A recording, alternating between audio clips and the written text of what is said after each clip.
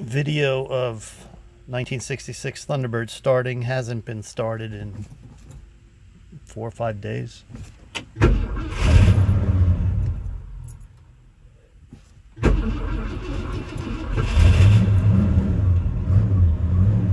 There she goes, starts right up.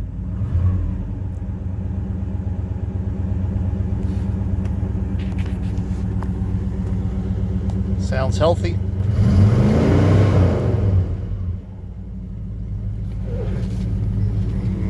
This is the door that I have the panel for and the motor for. Just needs to be installed.